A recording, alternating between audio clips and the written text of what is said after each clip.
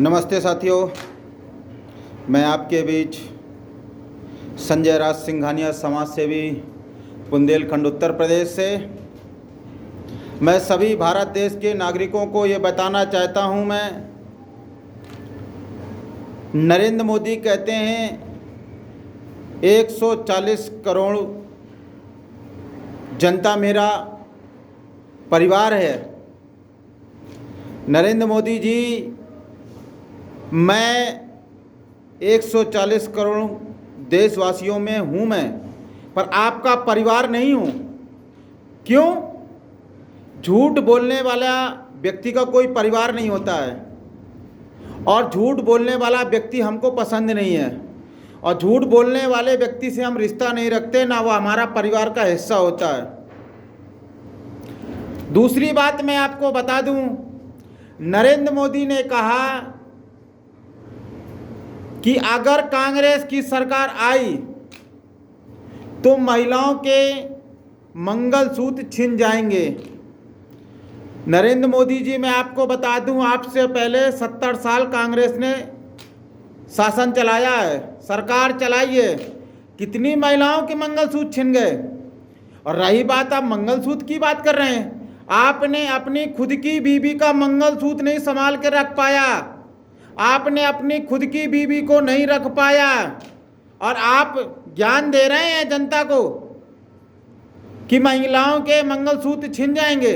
आपने तो अपनी पत्नी का ही मंगलसूत्र छीन लिया है। इससे बड़े झूठ, फरेब, महिलाओं को धोखे देने वाला व्यक्ति पूरे भारत देश में कहीं नहीं मिला है। साथियों, मैं आपको बता दूं, ये झूठ बोलने वाला प्रधानमंत्री हमें नहीं चाहिए। हमें प्रधानमंत्री चाहिए जो अपनी बात पे दम रखे और बात पे विचार विमर्श करके जनता की सलाह लेके फैसला ले, और जो देश हित में फैसला हो, ये ना कि तानाशाही का फैसला ले। साथियों, मैं बता दूं आपको, जिस तरह से हमारे भारत देश में स्वतंत्र मीडिया हुआ करता था, मीडिया बिक चुका है। मणिपुर जल रहा है, चंडीगढ़ और सूरत की चुनावी धोखाधड़ी से लाखों लोगों की लोकतांत्रिक अधिकार छीन लिए गए हैं। बाबा साहब अंबेडकर के संविधान को बदलने की घोषणा की जा रही है। किसानों पर रबड़ की गोलियां और आंसू गैस चलाए जा रहे हैं।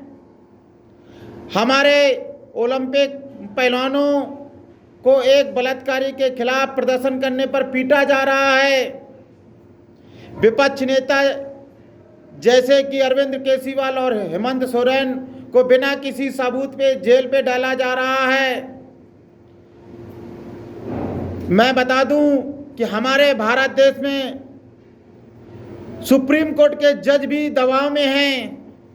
ईडी और सीबीआई बीजेपी के वॉशिंग मशीन के कठपुतली बन गई हैं। जो ईडी और सीबीआई है वो बीजेपी पार्टी के दबाव में काम करती है।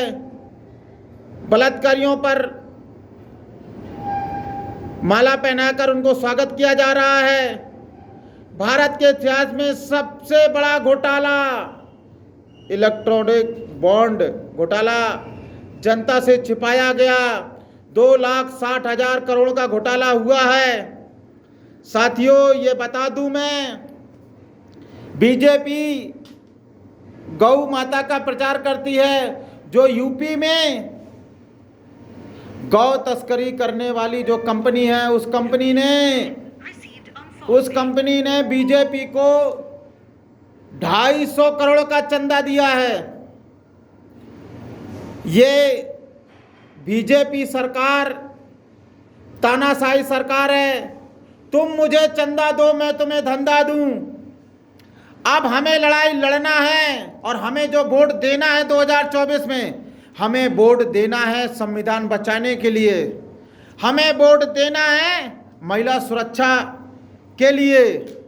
हमें वोट देना है स्कूल, कॉलेज, हॉस्पिटल के नाम पर वोट देना है। हमें वोट देना है युवाओं को रोजगार के लिए वोट देना है।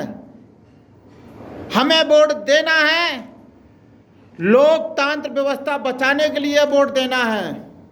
हमें वोट देना है, ये तानाशाही सरकार को गिराने के लिए वोट देना है।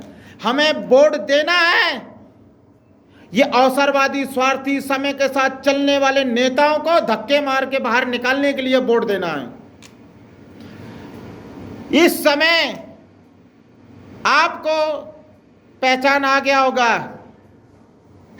नेता मत चुनिए, लीडर चुनिए। नेता स्वार्थी होता है, नेता अवसरवादी होता है, नेता मतलबी होता है और अपने पद पैसे के लिए जनता को गुमराह करता है। और मैं बता दूं, हमारे भारत देश में जो मतलबी लोग हैं, जो अवसरवादी लोग हैं, जो दौलत पे जीना पसंद करते हैं, वो सारे लोग बीजेपी को ज्वाइन कर रहे हैं और हराम की दौलत कमाकर, जनता का, गरीब का पैसा खाकर अपने को ऐशो आराम और अपने को सुरक्षा महसूस करके बीजेपी में जुड़ जा रहे हैं। साथियों, ये ध्यान रखिए, ये दल बदलू नेताओं को ऐसा सबक सिखाओ। मैं तो कहता हूं, ये जितने दल बदलू नेता हैं, इनको अच्छी सी माला पहना के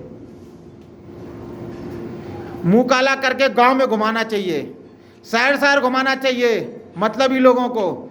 जो नेता शिक्षा की बात ना करे, जो नेता विज्ञान और साइंस की बात ना करे, जो नेता रोजगार की बात ना करे, जो नेता स्कूल कॉलेज हॉस्पिटल की बात ना करे, जो नेता देश को आगे बढ़ाने की बात ना करे, उसे वोट मत देना। जो नेता हिंदू मुसलमान की बात करे, धर्म की बात करे, उसको वोट नहीं देना। हिंदू मुसलमान से किसी का घर नहीं चलता है। बेटा अगर पढ़ेगा, समाज पढ़ेगा तो आगे बढ़ेगा। साथियों, हमें वोट का अधिकार हमको बाबा साहब अम्बेडकर ने दिया था और हमें उनका वोट का अधिकार, हमें कर्ज चुकाना है। 2024 में बीजेपी को बाहर का रास्ता दिखाना है। नमस्ते साथियों।